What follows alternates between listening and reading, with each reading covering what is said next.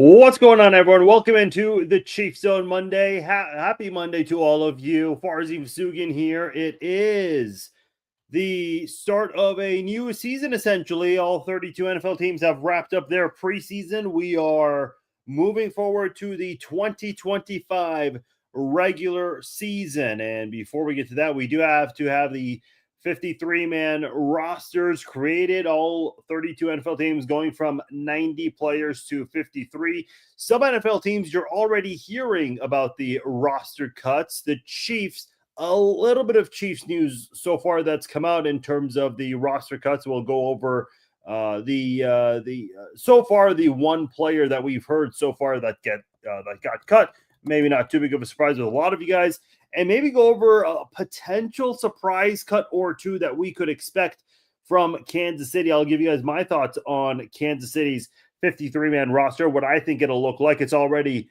out of date and incorrect because of the trade that the Chiefs made for Derek Nottie over the weekend. But nonetheless, we are getting closer and closer to football season, so very excited for that. And also very excited to have later on in the podcast, Chiefs Hall of Famer Deron Cherry coming back, our good friend Deron Cherry joining us here on the Chiefs Zone podcast, talking about some events that he's got in the month of September, the watch party, the celebrity tailgate, and also the celebrity golf tournament that will be taking place throughout the month of September. Going to be a very busy month for Deron Cherry, as well as the people over at the Deron Cherry Foundation. They've been very good to us. We've had a nice partnership over the last year or so. It's been really good getting to know those guys, getting to know Deron Cherry as well.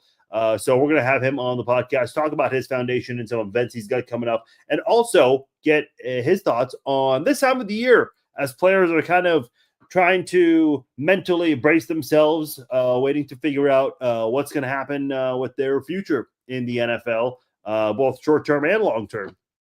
This is always a really interesting time of the year because there are some guys who know realistically this might be their last time they ever play football again, and they're content with that. They just want to go out there, put on the pads, put on the helmets one last time. I remember, I think his name was Kevin McMahon, a wide receiver who had a long shot making the Chiefs 53-man roster back in 2008, when, the Chiefs only won 2 games that year.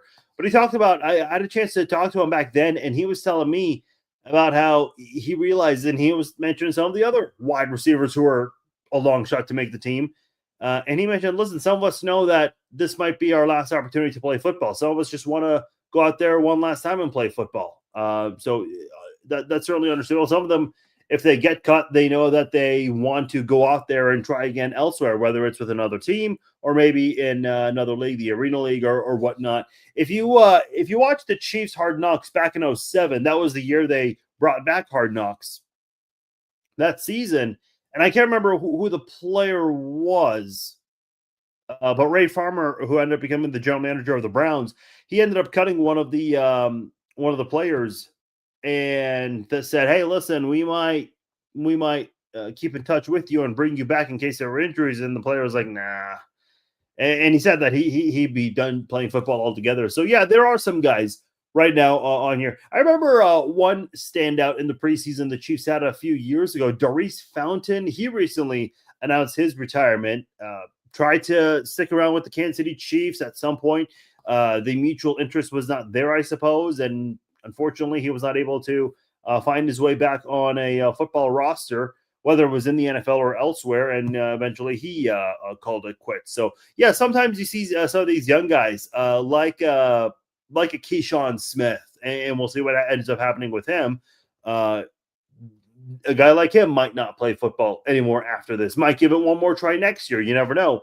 Because if you do look at the 90-man rosters, you do recognize some names coming back that were never on the 53-man roster during the year, but they come back in OTAs and in training camp to give it one more shot to try to make it in the NFL. So, yeah, you see a lot of that, of course, throughout the league. Sean says, we are back. Dude, we are so back, baby. We had college football over the weekend, week 0. But it's really going to start for real when you see a bunch of games take place starting Thursday. I know Mizzou has their first game on Thursday. K-State played over the weekend. I know it was not the prettiest of weekend for K-State, but I still think it'll be a good season for them. KU, man, what a night for KU. As a KU fan and grad, and as someone that can say that I was there for the first game at the newly renovated Memorial Stadium. Dude, what a night that was for the Jayhawks. That was really cool. I was glad to see that. So college football is back. Yeah, listen, I've gotten more into college football recently because of the college football playoff. I've never been a big fan of college football because they just take the two best teams and they put them in the national title game. I've never been a big fan of that system. And now they've had a playoff and they've expanded. I think the way it's at right now is good. Maybe they expanded to more teams. I don't know how much more you can really expand it to because you can't really have more than 16 teams. They might go from 12 to 16 at some point. Or is it 16 now? I don't know exactly how it is, but I'm still a casual college football follower. I can't tell you all the teams in the top 25 and who the 5 best players on each team are, but I just enjoy watching the games a lot more now than I ever have before. So I've been really excited to see college football come back and see how the whole season is going to go with the new playoff system they've got. So I'm excited to see all of that. And of course, we've got the Chiefs coming back very soon. So we'll see what ends up happening here. I see a few of you guys with some questions here. I'll get into that very shortly. Let me get into the news that came out regarding the Kansas City Chiefs. We are getting some rumors about roster cuts and whatnot. The one report from Kansas City is that they have cut Hal Presley, the wide receiver. He wore number 13 for the Chiefs, was a player who joined the team this offseason. He is no longer on the team, according to several reports. Obviously, there will be several more. And, of course, over the weekend, we haven't had a chance to discuss this. Derek Nottie was traded to Kansas City. Derek Nottie coming back to Kansas City. It's going to be his 8th season in the NFL, and all 8 of them will be spent with the Chiefs. For whatever reason, when a Chiefs player goes to the Jets, they end up getting traded to Kansas City, back to Kansas City. We saw that with McCole Hardman 2 years ago, though that was in season, not necessarily this time of the year.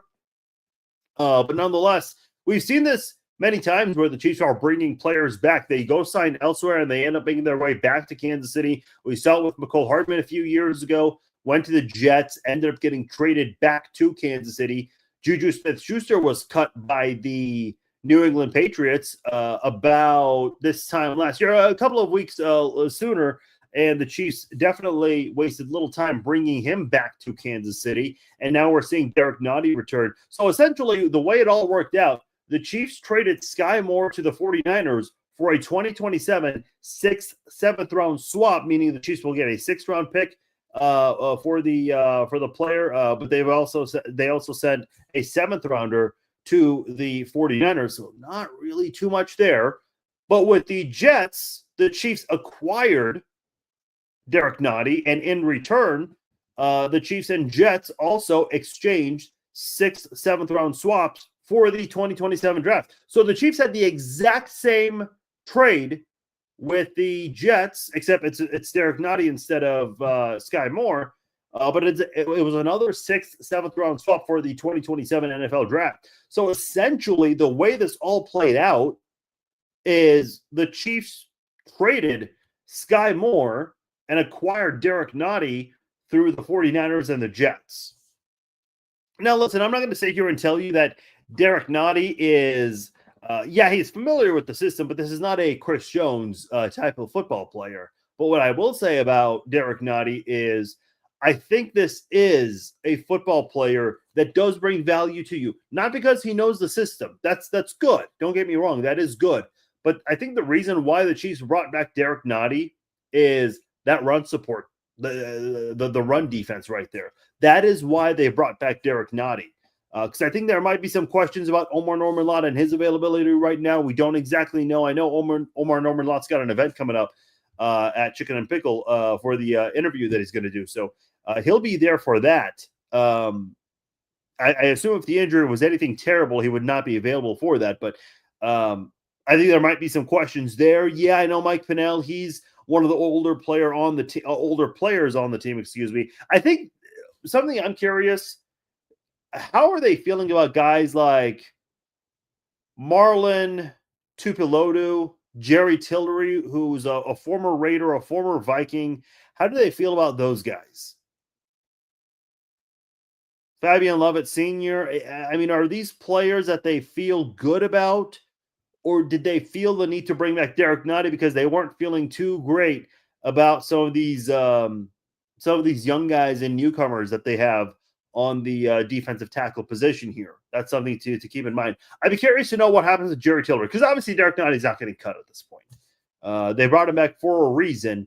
They would not do that trade. Not that they gave up much, but they wouldn't do all of that just to cut him in less than 24 hours. There's no way they would do that. So I do like it. Essentially, what you did is you traded away a liability in Sky Moore, who, yeah, he can do a lot of good things on the field, but he can't catch the football. And that's been an issue. I remember a couple of years ago when the Chiefs were dealing with all the drops, there were a couple of Chiefs haters on the page who were like, oh, well, maybe Mahomes needs to throw the ball better. Sure. I mean, Sky Moore just played his first preseason game with the 49ers, and the dude was already dropping passes. So Sky Moore was dropping passes in preseason games no matter who was throwing the football to him, whether it was in Kansas City or in San Francisco. So, listen, I think I don't like to – here's one thing I will say, because I know the preseason, yeah, there was that football withdrawal, so you get a little excited when you see all these preseason highlights. But at the end of the day, we truly know deep down inside, we can't judge too much on the preseason. I've always said the Detroit Lions, the same year they went 0-16 is the same year they went 4-0 in the preseason. I know the Baltimore Ravens, for the longest time, they bragged about, what was it? They won like 15 or 20 straight preseason games. How many Super Bowls did they win during that span? 0. They haven't even been to a Super Bowl during that span. So, I mean, it's nice because you get to evaluate these players and then they win games for you, so it makes it hard to trim the roster down, but it doesn't mean much at the end of the day. You still have to win the games in the regular season and the playoffs to have anything to show for it. So we know the preseason doesn't mean much, but I will say this. I think you can judge a couple of things in the preseason. Number one, if you have your starting unit that's getting whooped by backups, yeah, that is certainly a concern. I think you can judge kickers in the preseason. Can you not? I mean, like if a kicker is kicking poorly in the preseason, how different will that be in a regular season? Remember Justin Medlock? I think that was a really good example back in 2007. Punting, I would say the same thing. I don't think a punter is going to change much in the preseason to the regular season. And then the other one would be if a receiver is dropping passes. I think it's fair to say if a receiver is dropping passes in the preseason, that won't change much in the regular season either. So, I would say that those categories right there are fair play to judge and talk specifics about in preseason football. Other than that, you can't really get too much of a grasp from these preseason games. You just can't.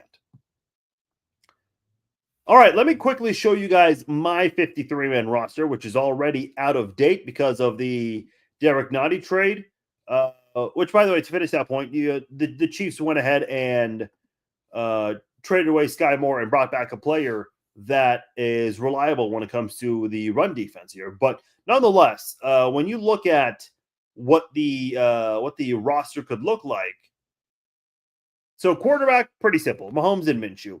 Running back, and I'm realizing this. Yeah, this is all right. Yeah. This one says Nicky Remigio on the wide receivers. I apologize. I did mean to say Nico Remigio. So beware. I created this when I came back from Arrowhead Friday night. This was 2 a.m. when I put this together. So apology there. But running back, I have Isaiah Pacheco, Kareem Hunt, Brashard Smith. I have Carson Steele. I'm not 100% sure about Elijah Mitchell. I can see a scenario where they let Steele go for Mitchell, but I also think that they want to keep Steele because they want that fullback position there. But I can also see them saying, not the worst thing in the world if we cut ties with Steele and move on with Mitchell. I can see that as a possibility as well. And maybe they use a tight end like Noah Gray or Jared Wiley. No, actually, this is incorrect. This is not the right. Come because this one has the wrong tight end here. Because this is my 53-man roster before the preseason. So my apologies. Bear with me one moment here as I try to get the correct one. But as far as tight ends, I do have the 3 tight ends I mentioned. Jared Wiley, who they drafted last year. Noah Gray, who's been on the team for a few years and just got an extension recently with the Chiefs about a year ago this time. And obviously your starting tight end, Travis Kelce. As far as that 4th tight end, I thought it was going to be Brandon Sewell because of how active he was in training camp with the Chiefs. But he's currently dealing with an injury and right now hasn't been able to show too much. Whereas who was the 4th tight end? Robert Tonyan, that's who it was. He led the Chiefs in receiving in the first 2 preseason games.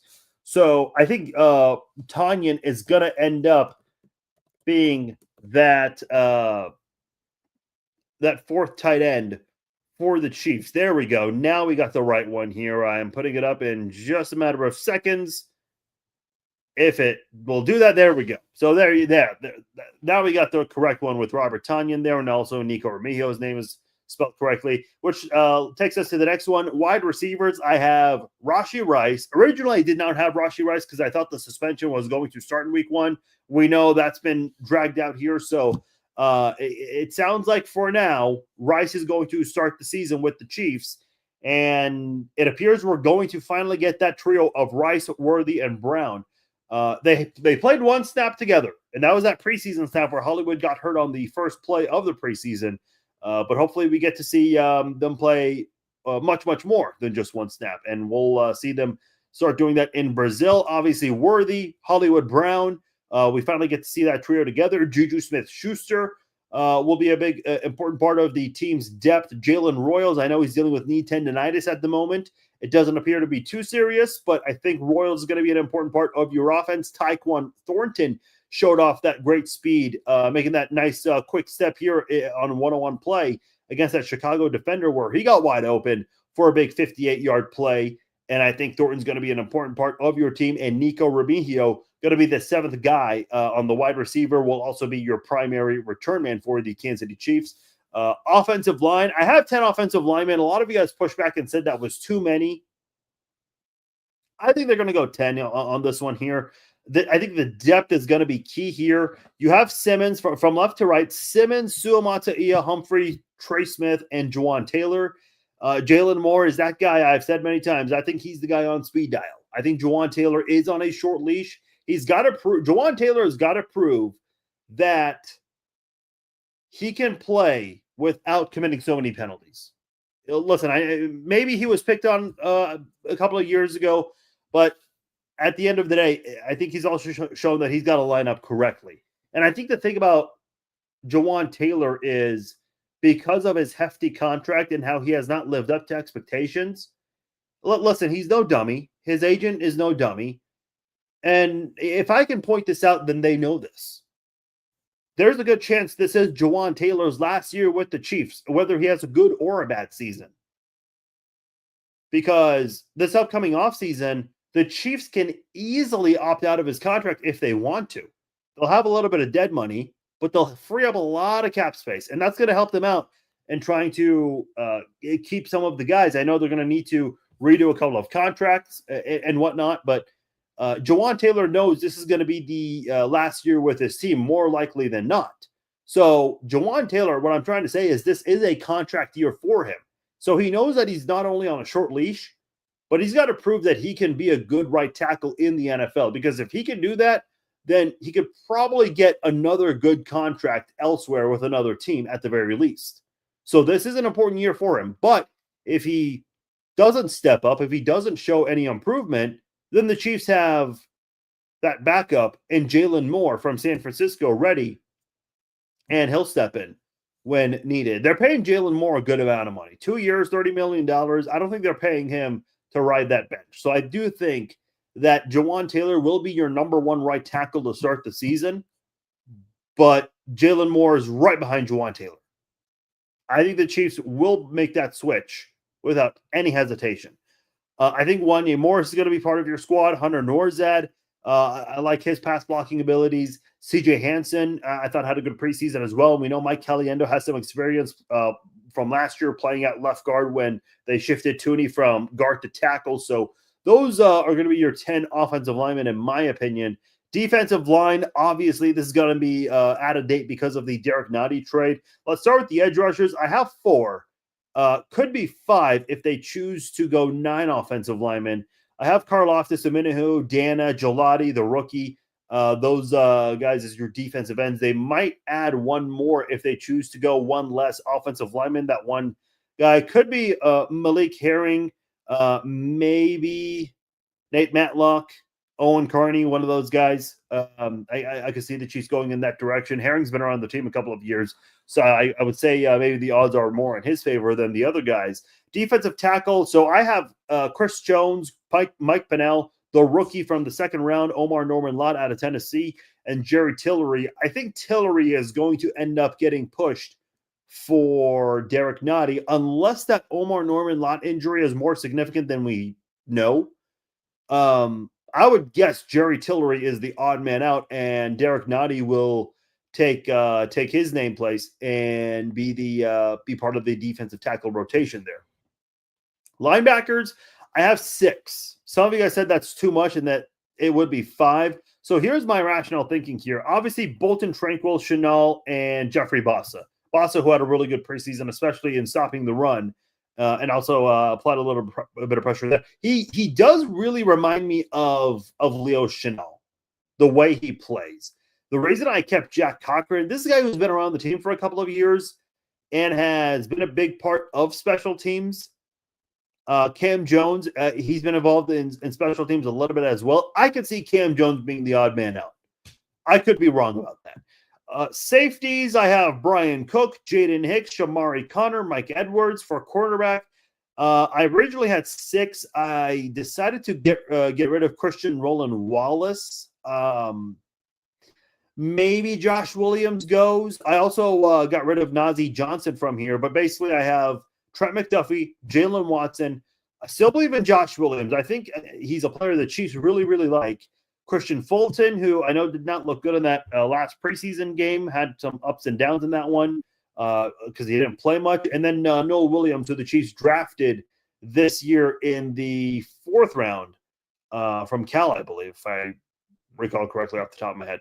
So that's your defense. For special teams. Obviously, Matt Ariza, the punter, Harrison Bucker, your kicker, and James Winchester, your long snapper there.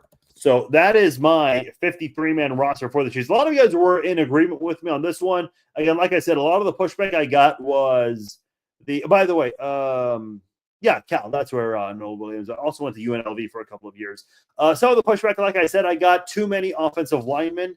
A lot of you guys thought I had 1 extra offensive lineman and 1 extra linebacker, and maybe that'll change to an extra defensive end and an extra defensive tackle. I can see that. I can see that. The 10 offensive linemen, I think the odds of them having 10 offensive linemen are greater than 6 linebackers. I can certainly be open to that, but maybe they do go that route. But nonetheless, this is my 53-man roster. Obviously, it's not going to be 100% accurate because of the Derek Nottie trade. And we'll see what ends up happening with Rashee Rice if they can come to an agreement on something before week 1, which I doubt, but you never know with the NFL. Joey says, do you think we sign any secondary help? Josh Simmons and Asante Samuel Jr. are still free. I think you meant Justin Simmons. Let me say this. If a player is still available, meaning they were not in training camp or they were not part of a 90-man roster and they're still available right now, there's a reason for that. Now, listen, sure, we saw Joe Flacco a couple of years ago have a nice moment coming off the couch, literally. We also saw it with Kareem Hunt last year as well. But at the end of the day, I don't anticipate the Chiefs to go that route. If they were going to get Justin Simmons by now, I think that would have already happened. Now, if the Chiefs start to see some injuries to guys like Brian Cook, Mike Edwards, Shamari Connor, yeah, I think there's a very good chance the Chiefs are going to get in touch with Justin Simmons. Now, whether or not he wants to play, For the Chiefs, that could be a different discussion there. Joshua says, far as the chokers waived Brendan Rice, son of Jerry. Do you think we got a shot? Hold on. Who? I don't know. Oh, yeah. I actually have to Google Brendan Rice. So he was a 7th round pick last year. Listen, it's cool that he's the son of Jerry Rice. That doesn't always translate to success on the gridiron. I mean, listen, I hope the kid gets another shot. Obviously, his dad, he doesn't want to live under the shadows of his father. He wants to try to make a name for himself. I think any kid whose father is a big name Hall of Famer, they certainly want to prove that they're more than just the son of an all time great. But I mean, if he's a 7th rounder and he got cut by the Chargers, I don't know. I'll be honest. For a second, when you said chokers, I had no idea who you meant, so I had to look that up. I would love to have add a guard. Thomas says, yeah, I thought about whether or not the Chiefs would add Dalton Reisner. I don't know. Listen, I thought Kingsley looked good in that last preseason game, but I still have my reservations about him. I still am a little nervous about Kingsley Suamataia going into the regular season. I like what I saw from Josh Simmons. I like what I saw from Creed Humphrey, Trey Smith, of course. Trey Smith was mauling dudes like he always does. But that left guard spot's a little scary to me. Listen, I get it. No one can be Joe Thuney. No one can replace Joe Thuney. But man, Kingsley, again, I think that there's this, mental battle here where he realizes, okay, this is my last chance. I failed as a left tackle, being a 2nd round pick, and they're giving me one last shot at left guard. If he can't cut it here, dude, this guy's going to be a backup for the remainder of his rookie deal, or the Chiefs just say, see you later. That is a possibility.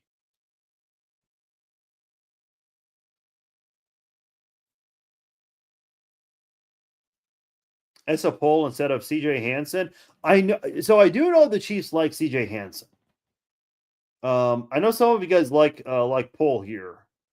When does Taylor's contract expire? So he's signed through the 2026 season, but you can get out of it next offseason. Joey says, why would you keep 4 tight ends? Why not? I mean, the Chiefs have kept 4 tight ends for quite some time. I think they had 3 for most of last season, especially after the Jared Wiley injury. But they've had 4 tight ends for a long time. I remember they had Kelsey, Noah Gray, Jody Fortson, Kelsey Gray, Jody Fortson, and Blake Bell one season. And that was when Jody Fortson was healthy. I know Fortson's been dealing with a lot of injuries in his career, but the one year where he was available all year, the Chiefs had 4 tight ends. So it would not surprise me at all if the Chiefs had 4 tight ends. Cooper McDonald instead of Jack Cochran. Yeah, I know Cooper McDonald. So I will say this in terms of practice squad players, because I haven't even mentioned that yet. I did talk about it on Saturday's podcast, but I'll say it again here. I think Jason Brownlee and Jimmy Holiday are 2 wide receiver practice squad players. I think Paul, who you guys have been talking about, would be a good offensive lineman to have on your practice squad, as well as Ethan Driscoll. Maybe another offensive lineman as well, like Dalton Cooper.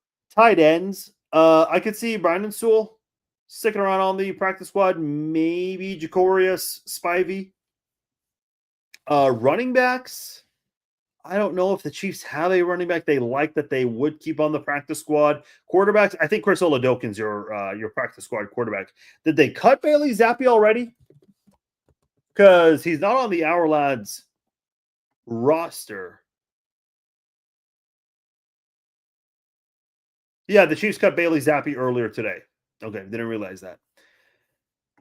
So, thank God I left Nazeeh Johnson. And listen, I'll say this about Nazeeh Johnson right now, because I would not be surprised if he and Christian Roland Wallace were practice squad cornerbacks. Nazeeh Johnson does possess good speed. And I think his strength is not coverage.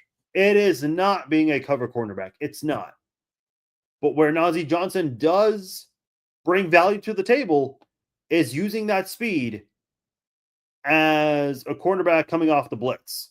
Now, you can't just put someone in there and have him be the only thing he ever does on this defense ever again is to just blitz.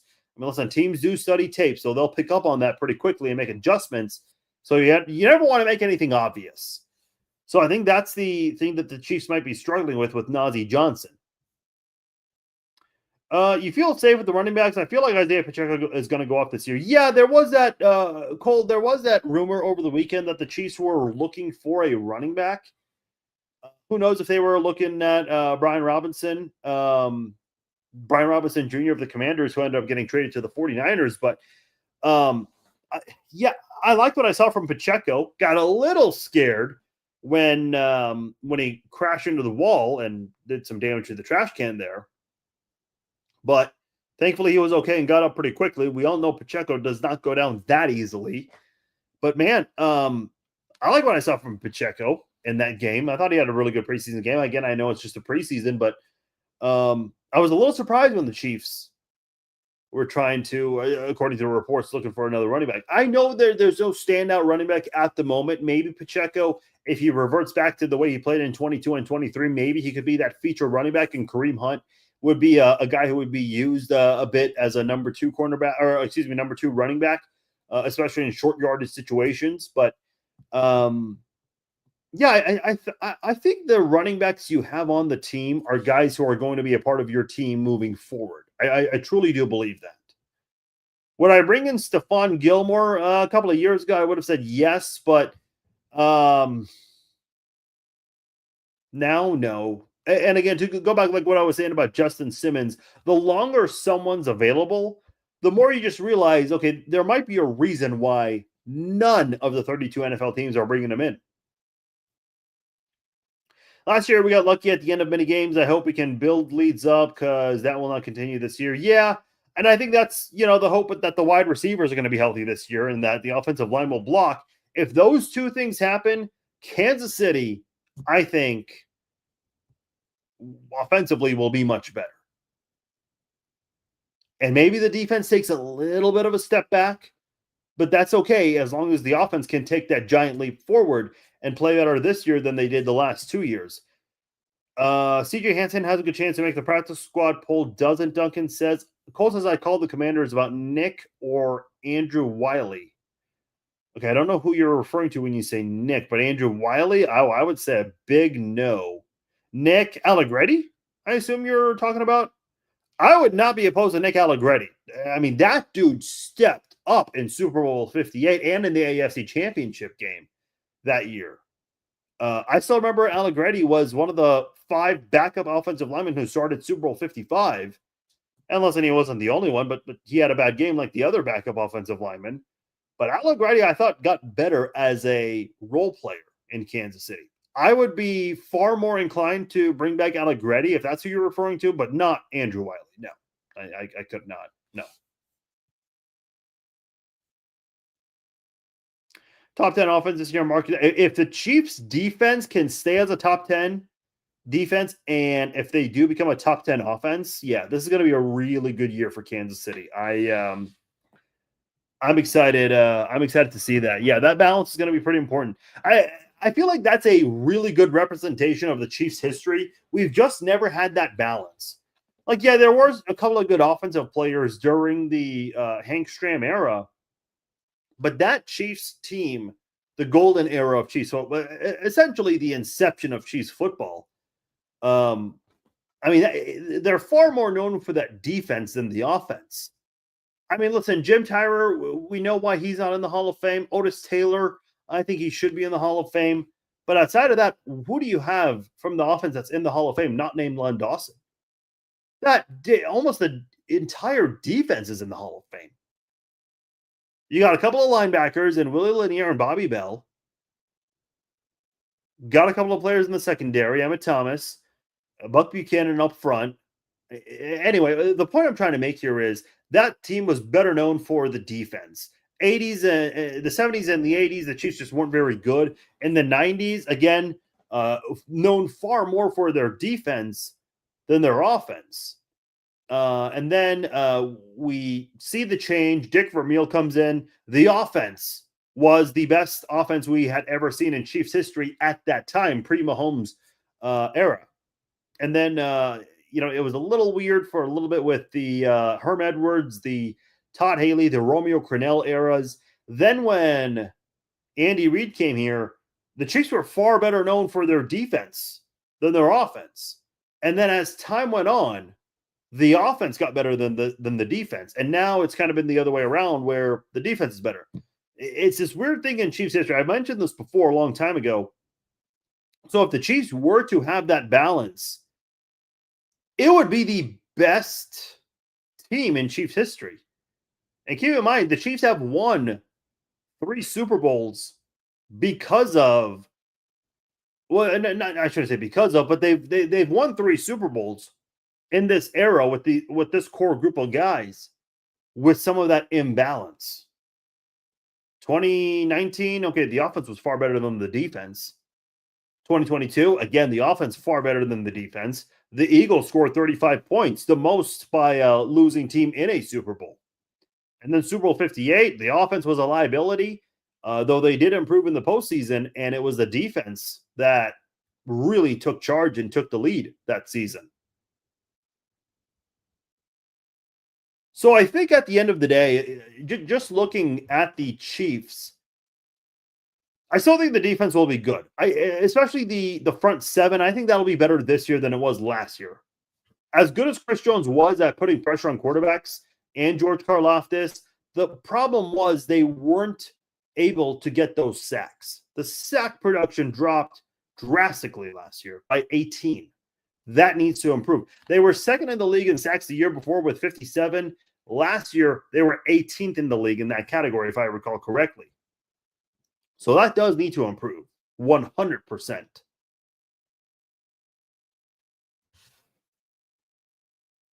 Would you do what we did last year when Rice gets suspended, bring in Hardman specifically for kick return and punt return? Here's my thing with Mecole Hardman. He's got a great skill set. But when have we ever seen Mecole Hardman show off all of those skills? Because, listen, I'll say this about Sky Moore. Sky Moore has a great skill set. But the one thing Sky Moore cannot do is catch the damn ball, which means the other 9 things that he can do don't really matter. Mecole Hardman is one of the fastest players in the NFL today.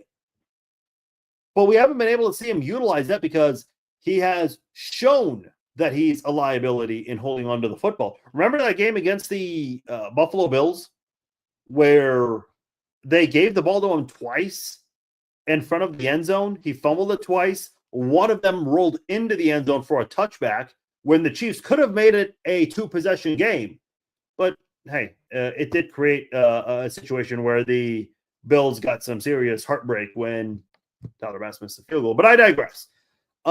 My problem with Mecole Hardman, as much as I was glad the Chiefs gave him so many chances, I think he got the maximum amount of chances the Chiefs could have given him, maybe more, because at the end of the day,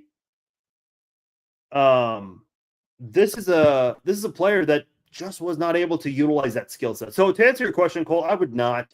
I think Nico Remigio is a good returner. He had that big kick return in the divisional round and also a big punt return in the AFC Championship game. So I think Remigio is the guy you can go with.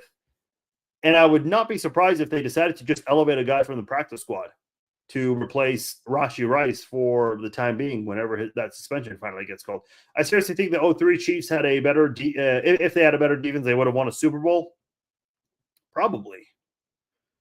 Yeah, probably. I mean, that Colts game in the playoffs, my dad and I went to that game. I don't think the Chiefs ever played with the lead in that game. And if they did, it was not a very long time. But man, I mean, the defense just could not get they could not get us up. Hence why it's called the no punt game. That's how frustrating of a game it was, really, for both defenses, but I guess more so for Kansas City because they lost that game. That's how tough it was. Yeah, but coulda, woulda, shoulda. Hopefully the Chiefs can create that balance now and try to do something that some of the teams in the past were not able to do, is have a top 10 or maybe even a top 5 offense and defense And I think special teams will be one of the best in the league as well. I know Harrison Butker dealt with some injuries last year and was not playing as well as he. The fact that Harrison Butker was not an All-Pro in 2023, that was criminal. He should have been an All-Pro kicker that year. He was the best kicker of that season, and you're not going to convince me there was anyone better. I mean, the guy broke records that year. He only missed 2 kicks in all of the regular season. And now Butker, he holds 2 records, 2 Super Bowl records. Longest field goal made in Super Bowl history, which is funny because he stole it from the 49ers kicker 30 minutes after he did it. And he also owns the record for most field goals made all time in a Super Bowl. So I do think that Harrison Butker is going to have a better season, especially if he can stay healthy. If he does have an injury this year, that would really raise some questions as to what his future would look like. So hopefully he can avoid injuries this year with the Chiefs. I think Matt Araiza has already shown he's a better punter, so hopefully he can keep that up. And I like Winchester. I think he's always been a great long snapper. I was concerned that Winchester was going to retire. So the fact that he came back, I think is great news for the Chiefs. And I like Remigio as the returner. So I think he's the right guy to have back there. Let's see. I'll read a couple more questions here. What do you think the tight end room is going to look like after the roster cut? I have it here. So I'm going Kelsey, Gray, Wiley, and Tanyan. And I think Brandon Sewell will be on the practice squad. That's my prediction. Who do you think is a true threat in our division? 100% Denver. I do think Denver's ready to make that big step forward. They've got a great defense. Their defense led the league in sacks last year. And when you look at that offense, I think they're building and getting better. I know they've got a lot of young guys on that offense. And obviously Bo Nix. I thought Bo Nix had a really good season. Jaden Daniels was just a better rookie quarterback last year, and that's okay because I still think Denver did a lot last year. Denver definitely went further than anyone expected. Now, they ran into the Buffalo Bills in the playoffs, but I think that with a little bit of more experience coming into this year, I think Denver is going to be a much better football team. I know Chiefs fans don't want to admit it, but I've been saying this all offseason. I truly do think Denver is much closer to Kansas City than I think a lot of Chiefs fans would like to admit. So the 2 times when the Chiefs and Broncos play this year, it's very pertinent that the Chiefs do not get swept this year. Because if you split and go 1-1, then it's really going to come down to divisional record and conference record or record in common games, if there's a tiebreaker, of course. So it is going to be very important for the Chiefs to sweep the Broncos, to either create a gap between the 2 teams, or if there's a tiebreaker, well, hey, at least you got the sweep and you don't have to go to any of the other tiebreakers. I really do think Denver is going to be a tough team for Kansas City. And even in the years, or ever since Peyton Manning left, over the last 10 years, when Denver has not really been a good football team up until last year, Denver's always played Kansas City close. And sure, we can say it's a divisional game. That's always going to be the case. But Denver, in general, has always played Kansas City very, very close, even post-Peyton Manning era. So I do think Denver is the biggest threat to the Chiefs. And if Denver was not in the AFC West, I definitely think I think Denver could win a division like the AFC South. I really do. That's how good I think the Broncos are going to be this year. Yeah, Amari Cooper did go to the Raiders. I don't know what that's going to do. They also got I always get Kenny Pickett and George Pickens mixed up because of the name Pick in both of their names. But yeah, I don't know what Cooper's going to do. Pickens as a backup, or I'm sorry, Pickett. See, I already got it mixed up less than a minute in. Kenny Pickett as a backup is interesting. I don't know the whole thing with Jacoby Myers. I think the Raiders will be a little better this year. I'm a huge Pete Carroll fan. I'm not a fan of hiring coaches who are 74 or 75 years old. But if that 74-year-old coach is Pete Carroll, you hire him. You absolutely fire AP for 1 year of service for a guy like Pete Carroll. But I don't. Here's the thing with the Raiders, because they added Devontae Adams a few years ago, and the Raiders were supposed to be really good. The Raiders were supposed to be back, commitment to excellence, just win, baby. That was supposed to happen, remember? And the Chiefs were supposed to suck because they traded Tyreek Hill. Remember that? That was supposed to happen, according to everybody. But it didn't. It didn't even come close. Here's my thing with the Raiders, because every year there's a reason why the Raiders are going to finally turn it around, and I never see it. So as much as I like Pete Carroll, and as big of a fan I am as Brock Bowers and hate that he's playing for the Raiders, the Raiders are still the Raiders. The Raiders are a football team that you have to show me that you're going to be better. I don't care what you've done this. I don't care if Pete Carroll's your coach. Your offensive line still flat out sucks. And you'll see it this year. I think they'll win 1 or 2 more games than last year. But I don't know if Pete Carroll could even turn this team around. This is a team that still has a lot of improving to do. So until then, I'm not on the Raiders improve train. No. Bucker, yeah, I agree. Are we going to grab a running back? Brett, I don't think so. I think they'll stay the way they are. I hope Royals balls out. Yeah, me too. He had a really good training camp.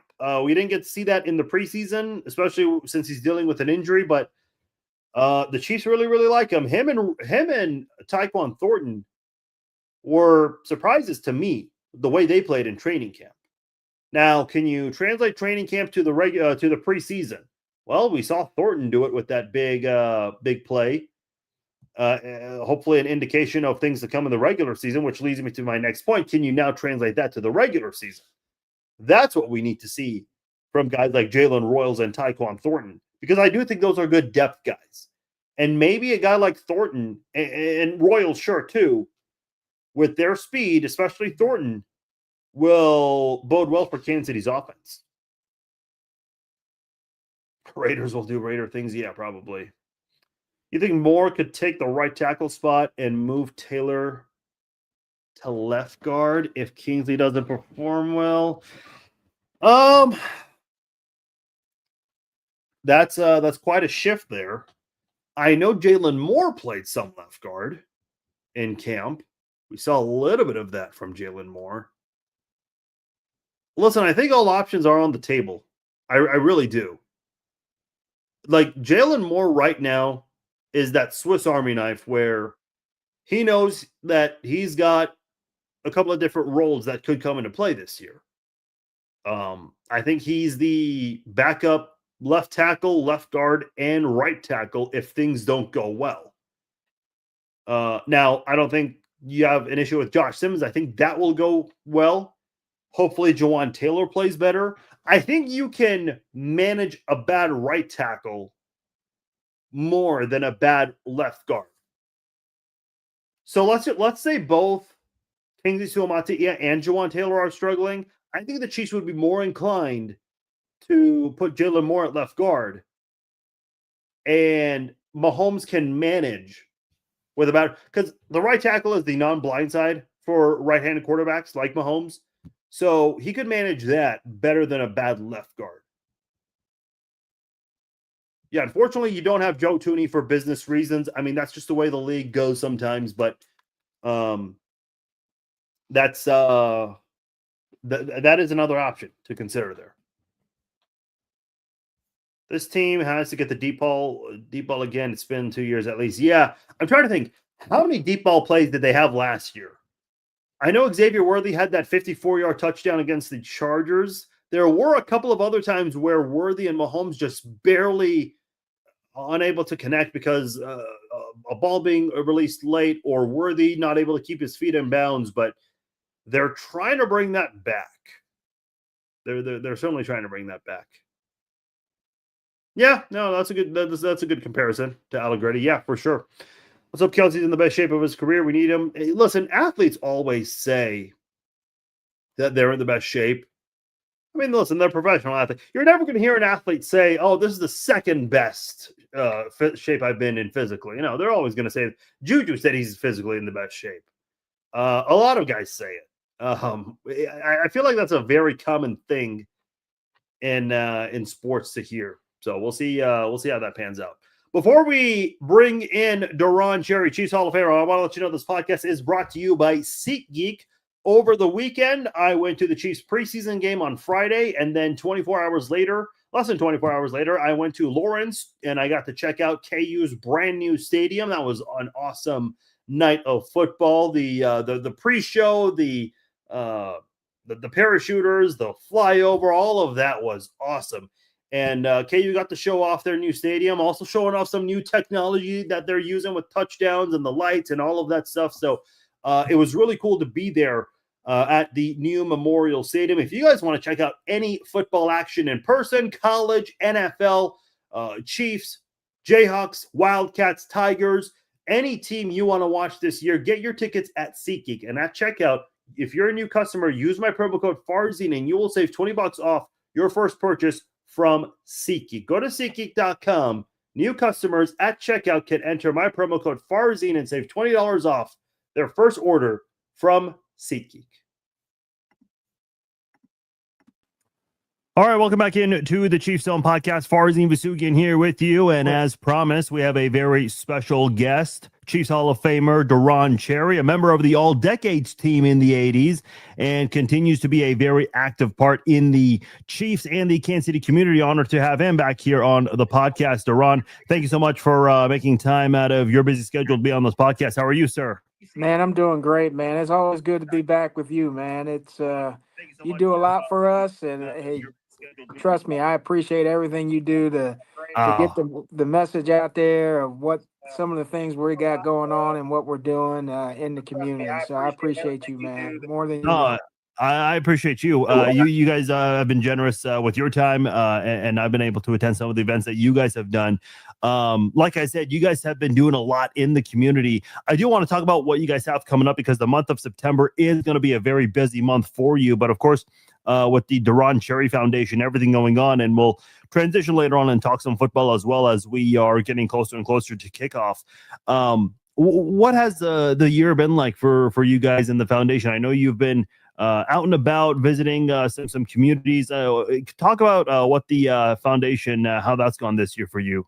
Yeah, it's been great. I mean, I can't tell you enough some of the things we've been doing. We had a clothing drive early in the year, right after the holidays. Brought some people in to my office down here, and we had a bunch of clothes laid out so that we had like 35, I think, not nonprofits that came by and picked up stuff that we had donated so that they could just get whether it was coats, hats, socks, baby supplies, all kinds of stuff that they could utilize and help them out. And then we had a teachers drive, providing opportunities for our teachers to come in and get school supplies at the start of this school year. And that was a blessing, true blessing. We spent some time down at the Missouri State Fair, working with those folks down there to help raise money at the fair, and then also participating in this year is the 25th anniversary of Derek Thomas's passing. And so Third and Long Foundation and the Deron Cherry Foundation have gotten together. We had a nice, gracious donor who donated Derek's car, his Mercedes Benz. And so we're in the process of selling raffle tickets for that to auction that car off sometime in October to a lucky winner. So that's been great. And now we're starting, my time of the year, your time of the year, football season, and in I think it's a couple weeks we'll be having our watch party at our watch party up at Holiday Distillery in Weston. You guys, anybody who's out there that's listening, you're welcome to attend. We're going to have some of the former Chiefs players there along with me. Having a good time, food and drink, and just rooting the Chiefs on versus the Chargers down in Brazil. So if you want to come up and enjoy a great evening, get to mingle with some of your favorite former Chiefs players, come on up and join us on the 5th of September at 6 o'clock up at Holiday Distillery in Western Missouri. Okay. And I know you guys don't have the list yet, but I know as we get closer and closer, you guys will have the list of Chiefs alums who will be out Yep. there, and I'll be sure to help share that to get the word out. But yes, it is, as you said, at Holiday Distillery. Get a chance to rub some elbows with some former Chiefs players. Always fun, especially during a game. Yeah. How often do you get to do that? Well, we do it up there. We've all probably a couple times a year on average. We've been able to do that. One of the things we do at our auction when we have our golf tournament is we auction off a party for somebody to come up with about 40 of their closest friends, and we'll do a Chiefs watch party with them, and we'll have Chiefs ambassadors there and be able to watch the game. Enjoy the camaraderie and just have a great time. For somebody who buys it, usually it's somebody that owns a business or has a bunch of people they want to take care of, and it's a great time to be able to do that. And we'll auction off another one of those this year or two at our event coming up in September. And it's just a great time to relax and have fun, but then support the Chiefs and watch the Chiefs. Awesome. Yeah. And you mentioned earlier the game day watch party. For those who are watching on the live stream, I will post the link right this moment because I know that if you want to buy tickets, it's not from the foundation website. It's from a different website that for you guys to be able to sell tickets a little easier. So I'll have that in the link for those who are watching live to check it out if they're interested. But yeah, you did mention the celebrity tailgate. I know I told you this. I told your executive director, Aaron, this. The auction I was just blown away with because it's one thing when you see the auction like on a TV show, how fast they 100 200 200 and then they you see it in person. It's a whole different ball game. It's a lot of fun too. I know I've talked to you about this before, but I filmed the Taylor Swift guitar giveaway, the signed guitar giveaway, and the Swifties online went crazy about it. I think some of them were willing to fight you for that guitar. That's how badly they wanted that. Yeah, it's a great time. It's a great event. We have Ron Stricker and along with some of the Nigro brothers that come out and do our auction. They've been doing it every single year. And to have professional auctioneers come, it just makes the event run that much smoother, but it also gets people really hyped up to bid on these items that we usually have that are very, very good items that people want. So it's a nice event. It's great. It's on the 27th of September this year, which is the night before the Chiefs are going to play the Ravens. So we should have a good crowd. Yeah. People are dressed up in their Chiefs gear and help support a great charity. But more importantly, it's a Chiefs home weekend, so it'll be a lot of fun, and we'll get together to, hopefully root on the Chiefs the next day too as well. And then we'll go into Monday and Tuesday when we have our celebrity golf tournament. And we'll have former players out there participating along with a lot of sponsors who believe in what we're doing and pay the money to play in a what I consider probably one of the best golf tournaments in Kansas City year in and year out. It'd be out at Creekmore Country Club, fabulous golf course, just a great community that has supported our event. And I can't say enough about Ricky Scott and his crew out there at Creekmore. They do a phenomenal job and support us with 2 days. To turn your golf course over to a charity for 2 days, that's kind of special. It doesn't happen all the time, and we've just had a wonderful partnership and relationship with Creekmore Country Club, and we're excited to host this event again this year. And if you guys want to attend that event or the tailgate, either the tailgate or the golf event, just go to DeronCherryFoundation.org. And in the middle of the screen on top, there is an events tab. Just click that and you'll see a couple of the events, and you can just click on one of those. It'll take you to the website specifically to be able to purchase your tickets there. And I'll drop that link in the comments as well. So that way, those of you in the chat can check it out. And Farzin, if somebody wants to get in the golf tournament, they want to, participate and play, there's available room for that. Also, if you want to volunteer your time, we'll have volunteer opportunities for you too. If you want to come out and help set up or tear down or whatever at these events, you're more than welcome to come out and help us and support us. Uh, we look for everybody to come and support. So we're very welcome and welcoming other people, new people to get involved in what we do, not just for these events, but throughout the year. We have a number of events that we sponsor. Good deal. And I did want to mention this. I know you brought it up, but the Yep. ultimate ride with the Derek Thomas Mercedes raffle, the winner still some time left, a little over a month.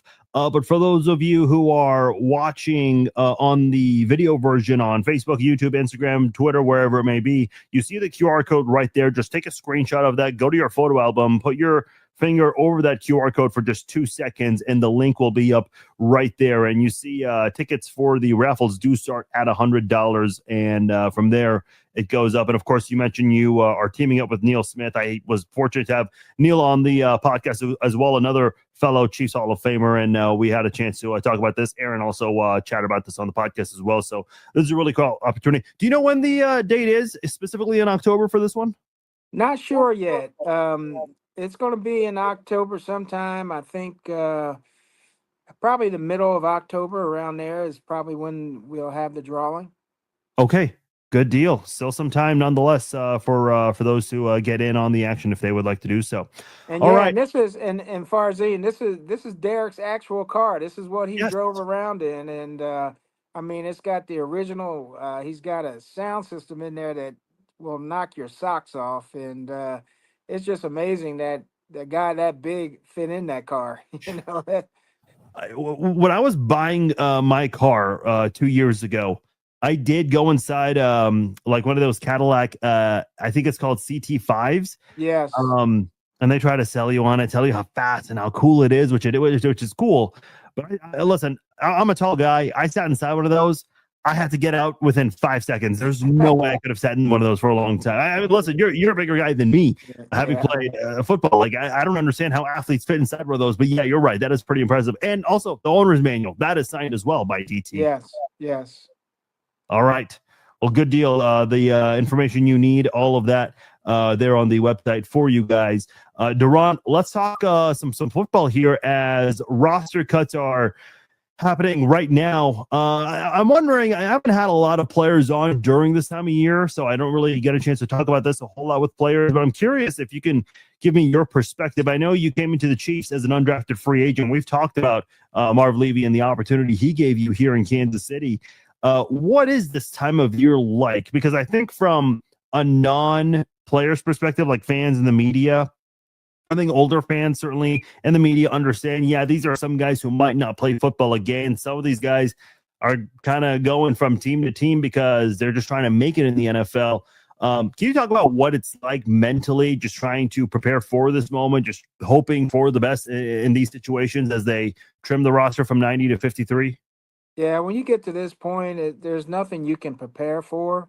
All the preparation has been, the spring camps, the OTAs. You get into training camp and then the preseason games, and really, that's when you have to be at the top of your game, because when it comes down to these cuts, you just don't know, because they're always looking at the numbers, right? That's what matters. It's the numbers. We got to get down to a certain number. We only have so many available spots. Then you got to take into consideration, if a player's injured at a certain position, where you got to now keep an extra tight end, or you got to keep an extra running back or an extra receiver, because the guy that you thought was going to start, was going to be there, is either injured, or he's looking at a suspension or whatever. So you just don't know. You have to go out and perform your best, during those times, and hopefully that you put enough film on tape, not only for the club that you're playing for now, but for other teams around the league that might be scouting you and looking at you, or they might have a need at your position, that they realize that, hey, you had a great camp in Kansas City and you deserve another opportunity, whether it's on the regular roster or it's on the practice squad somewhere.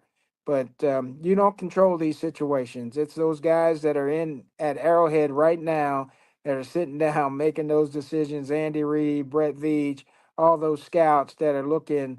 And not only are they looking at what the players they had in training camp, but they're also scouring the league too as well.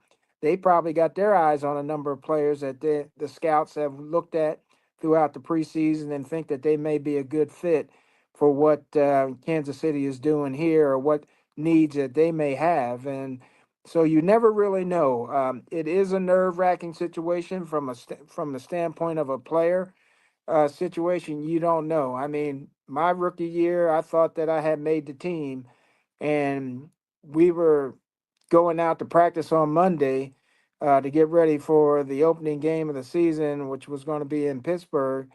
And I get a tap and say, "Hey, go see Les Miller, who's the pro personnel director." And I thought he's going to congratulate me on making the team. And he goes, "Hey, Deron, I'm sorry, but we got to let you go because we got to keep four tight ends." Yeah. Nobody kept four tight ends because it was only a 45-man roster at that time.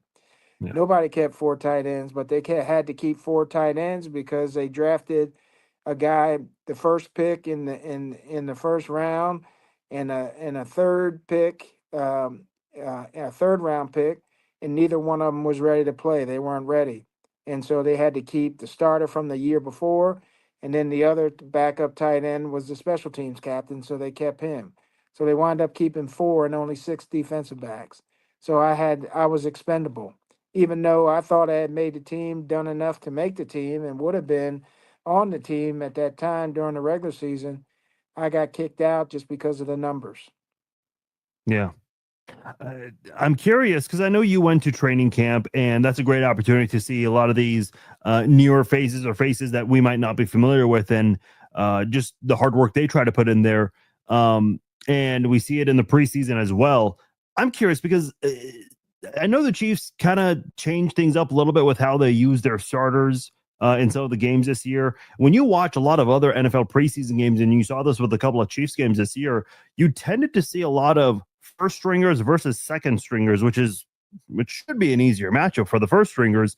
I'm wondering, as a former player, when you watch these preseason games, how much stock can you really put in some of these games when you see starters go up against backups?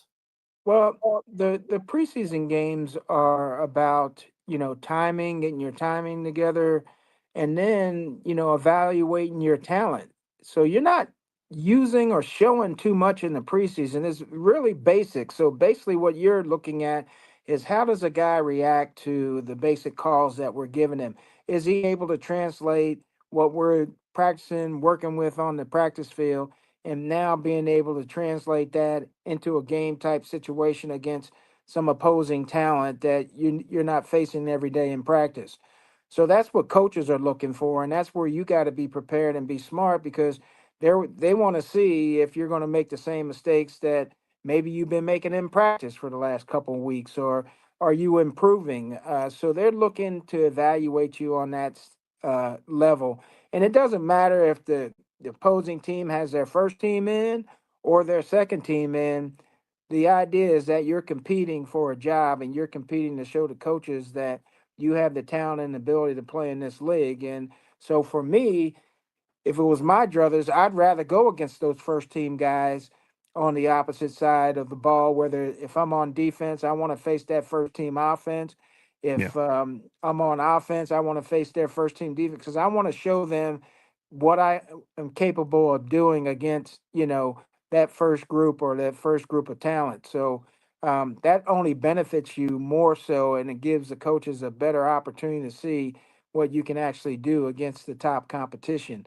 Um, so, um, but as far as putting a whole lot of stock in the preseason, you see different scenarios all the time. I mean, and it's more just about evaluating because once you get into the season, then you're game planning against what that offense likes to do, what the defense likes to do, and it's an entirely different, form of understanding what the coaches and what they're evaluating from that point. Everyone's talking about this offensive line with Josh Simmons unexpectedly falling as far as he did to Kansas City at Oh, 31. Well, technically 32 because they swapped picks. And then yeah. Kingsley Suamataia, they want to give him a second chance going from left tackle to left guard. He's kind of had an up and down preseason. That game against Chicago, he did look really good. Hmm. I'm curious what your thoughts are and how optimistic you are with the offensive line going into week one. I'm very optimistic. I was up at training camp. One of the things that I wanted to see was, how the offensive line was going to, gel and work, and then just see, from a technique standpoint, especially Simmons, how can he handle those big guys coming off the corner? And it appeared to me, just watching him throughout the preseason, that he looks like he's very capable and will be capable. And I think as the season goes on, is he going to make some mistakes early on? Of course, all rookies do. But he has, to me, the athletic ability where it's not going to be a consistent deal where he loses all the time, where, somebody's just going to bull rush him and he's going to give up, sacks around the edge. He's too athletic.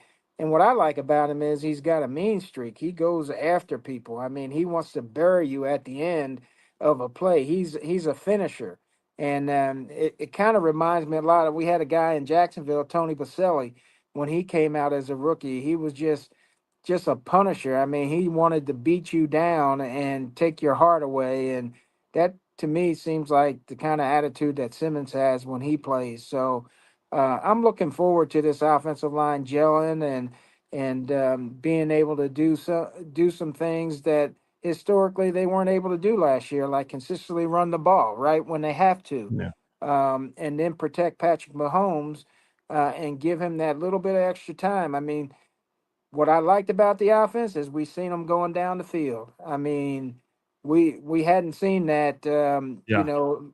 in the last couple years where they really attacked going deep, and hopefully they're going to get back to that.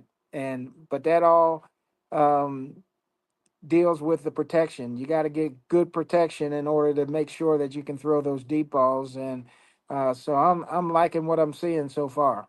I did want to get your thoughts on the secondary because they kind of had a little bit of a tough training camp going up against the speed with Xavier Worthy, Hollywood Brown, Rashi Rice being a great of a receiver as he is. And I think he had the best camp out of anyone for the Chiefs this year. Jalen Royals, a lot of hype Yeah. around him. Tyquan Thornton, I know you alluded to a moment ago with that deep pass there against Chicago. Some people are concerned about the secondary. I'm wondering what your thoughts are with Mike Edwards coming back, Trent McDuffie still, of course, here, Brian Cook, who's been part of that strong 2022 draft class. What are your thoughts about this secondary going into the 2025 season? Yeah, it's like I said. I mean, it's hard to look at the preseason and say. I mean, they did okay, but I still, you know, didn't really get the full picture of the secondary in my answer. I mean, Trent McDuffie's going to be solid. Jalen Watson, he should improve. He's going to be solid over there. Um, Kristen Fulton, we don't know much about him because he hasn't played that much. So Yeah. hopefully he's got these next couple weeks to get himself in condition and get himself in shape, because they need a guy like that. They need another corner that can hold up on the outside and then give Spags the flexibility that he needs as far as being able to move McDuffie inside on the slot where that's where he's strongest, in that defense, and allows them to do some things that Spags likes to do on the defensive side of the ball. So um, I'm I'm cautiously optimistic at this point in time until I see more, Farzine, until I see that the communication is there. I saw a lot in the preseason with some of the younger players. It just seemed like they weren't on the same page, that the communication wasn't there, and it just seems like they didn't know where to line up and they were confused. There's got to be a leader back there that gets them. I'm hoping for to see as they start the regular. All right. A couple more questions with you, Deron. I did want to ask, do you got a prediction for the Chiefs in terms of how many wins or how far they'll go this season? Yeah, my prediction is I've said this, and I'm probably going to stick to it. I think that they're going to win, 12 to 13 games this season.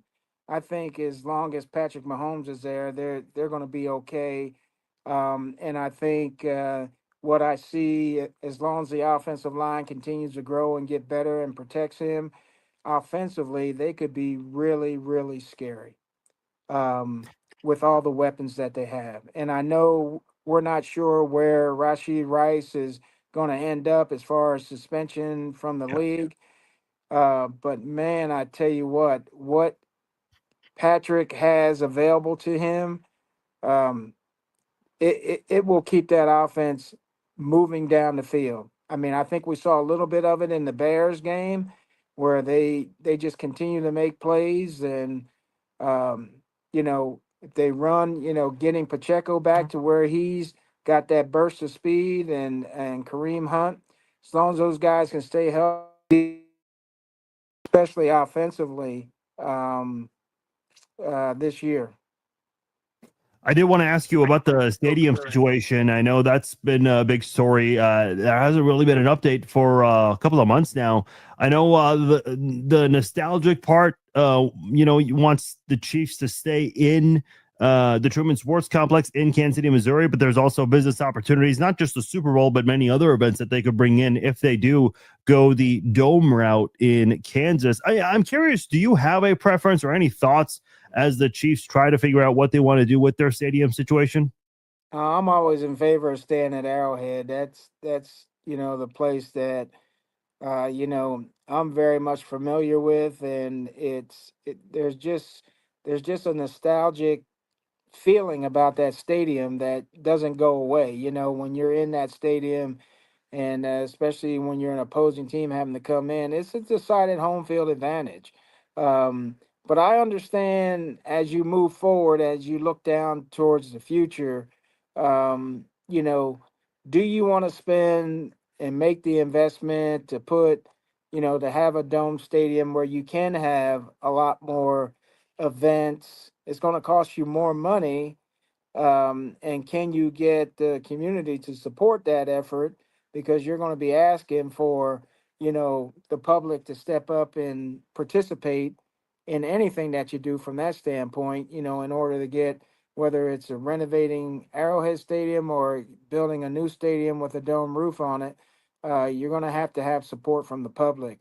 Um, i I can see it both ways, Farzine. I can see it both ways. I can see, continue to be at Arrowhead because, that was Lamar Hunt's, baby, right? That's where he loved, the place he loved to be at the most. But I can also see being able to bring more events here to Kansas City, possible a Super Bowl. I mean, to say we build a new stadium with a roof on it just for a Super Bowl, you're only probably in your lifetime going to get one of those games if the league decides. So, that's not a lot. But the other activities that you can bring, whether it's concerts in the wintertime, indoor events, basketball, you name it. There's other events that you can attract, and Kansas City is in a great location to be able to host those big events. And so I can see it both ways. Where this thing is going to go, who knows?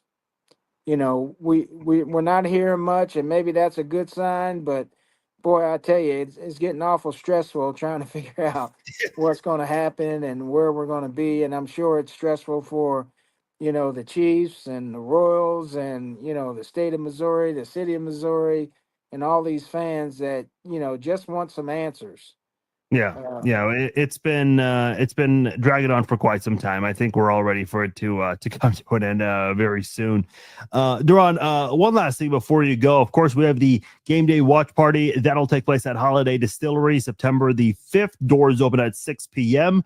An opportunity for people to watch football with you and some other Chiefs alums. We have the celebrity tailgate event that'll be on September the 27th. I've been to this before, and I highly recommend for anyone that wants to go there. DeronCherryFoundation.org. Go there and get your tickets. Also, you can participate in the celebrity golf tournament. That'll be on the 29th and the 30th, just a couple of days after the tailgate. And then you still have time, if you're interested, to take part in the ultimate ride, the raffle for Derek Thomas Mercedes. You have the QR code right there. Just take a screenshot or put your phone up on the screen, depending how you're able to watch a show. And you can get your tickets for the raffle through there. Deron, before we get out of here, I know you do all these things in the community still, even many years after your playing career. I've always been curious, what is the reasoning? What is the motivation for always wanting to be active in the community, even well after your playing career? Well, this community has been great to me over the years. I mean, when I came here as a free agent punter, and these folks gave me so much support, even when the first year that I became a starter, I was playing behind an All-Pro safety in Gary Barbaro, and he had a lot of fans here, and but they supported me and made me feel right at home and made me feel comfortable, and they've always done that. They supported a lot of things that I've done, but it all goes back to, I tell people this story all the time. My high school janitor that used to open up that gym for us kids when we were growing up, to be able to go in and play in the gym and stay off the streets and not be able to, have a safe place for us to go play and to do things as kids rather than running the streets and being involved in stuff that nobody wanted to be involved in and get yourself in trouble. But Mr. Merle Pratt, he would open up that gym for us and play. And, I always felt like, somebody to sacrifice their time, knowing that he was going to have to clean that gym up again after we left and wouldn't get home to his family till, after the wee hours of the morning. It always stuck with me about the sacrifices that people make to make other folks' lives better or give them an opportunity to have a better life. And I'm always grateful and will always look at trying to help other folks out. And I think God has blessed me with the ability or given me a platform to be able to do that. So I'm going to take full advantage of it to be able to help folks that are in need. That is awesome. I always love hearing stories like that. And yeah, I appreciate you sharing that. Deron, thank you for everything that you've done in the community and continue doing big things. And we're looking forward to some of the events. I'll see you very soon at the Celebrity Tailgate. Thank you again, and we'll talk again down the road. All right, Farzine. Thank you. I appreciate it. All right, I appreciate it, Deron. Take care. That is Deron Cherry, founder of the Deron Cherry Foundation and Chiefs Hall of Famer, doing a lot of great things in the community. That'll do it for this episode of the Chiefs Zone podcast. Our thanks once again to Deron Cherry joining us here on the podcast, and also big thanks to you. If you enjoyed this podcast, please share it. Let your friends know about the podcast. Share the links on social media. Until then, we'll be back on Wednesday. We will recap the roster cuts and we'll start talking about that first game against the Chargers in Brazil. I'm Farzin Masugian. I will talk to you all later. Take care.